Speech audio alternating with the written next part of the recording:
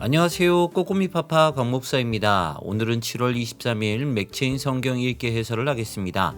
오늘 말씀의 주제는 유일한 희망입니다. 사사기 6장은 사사 기드온입니다. 이번에는 하나님께서 미디안을 들어 이스라엘을 징계하십니다. 특히 그들은 이스라엘이 파종할 때 찾아와서 먹을 것을 남겨두지 않고 모두 약탈해 갔습니다. 이스라엘이 하나님을 찾습니다. 그리고 하나님께서 기드온을 사사로 부르십니다. 그러나 기드온은 스스로 약한 자라고 말할 만큼 겁이 많은 사람이었습니다. 그래서 한 번은 자신이 이스라엘을 구원할 수 있는지, 또 한 번은 이스라엘이 전쟁에서 승리할 수 있는지 표징을 2번이나 구합니다. 하나님은 기드온의 요청을 들어주셔서 믿음을 굳건하게 하십니다. 하나님은 누군가를 부르실 때 능력이 충만해서 부르신 것이 아닙니다. 오히려 하나님은 당신의 충만하심을 보여주기 위해 사람을 사용하십니다. 그러므로 우리도 우리의 연약함 때문에 부르심을 받았다라는 것을 알아야 합니다.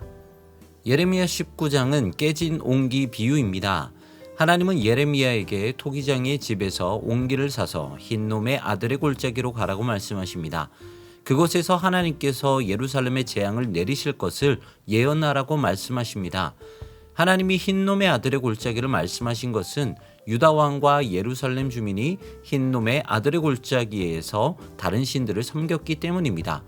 하나님은 예레미야에게 옹기를 깨뜨린 후 예루살렘의 계획을 무너뜨리시고 그들을 대적에게 넘기겠다고 말하라고 말씀하십니다. 유다를 향한 심판을 돌이키지 않겠다고 선언하신 것입니다. 사도행전 10장은 고넬료입니다. 고넬료는 경건한 사람이었지만 이방인이었습니다. 어느 날 베드로가 환상을 봅니다. 온갖 부정한 음식들을 먹으라는 명령에 베드로는 거부하지만 하나님께서는 깨끗하다 한 것을 속되게 하지 말라고 말씀하십니다. 그때 고넬료가 보낸 사람들이 찾아옵니다. 그리고 베드로는 이것이 하나님의 뜻임을 알아차립니다. 그리고 고넬료의 집으로 가서 그에게 그리스도를 전합니다. 그때 놀랍게도 성령님께서 임하십니다. 그리고 베드로는 고넬료에게 세례를 베풉니다. 이방인에게도 복음이 전해진다는 것이 확인된 것입니다. 이로 인해 모든 편견이 무너졌고 이방 선교의 단초가 마련이 되었습니다. 마가복음 5장은 소망과 빛입니다. 예수님은 절망과 어둠이 지배하는 곳에서 사람들을 소망과 빛으로 인도하십니다. 예수님은 무덤 사이에서 귀신에 사로잡힌 자, 죽음에 사로잡힌 딸과 그로 인해 절망 속에 넘어진 아버지, 그리고 12해 동안 혈루증을 앓으며 살아간 여인을 소망의 빛으로, 생명의 빛으로 인도하십니다. 이처럼 예수님은 절망 속에 갇힌 자들의 소망이요 어둠 가운데 빛이십니다. 점점 어두워져 가는 세상, 보이지 않는 미래, 언제나 찾아오는 절망 속에서 유일한 희망은 예수님이십니다. 오직 그분 안에 평안이 있고 그분 안에 소망이 있기 때문입니다.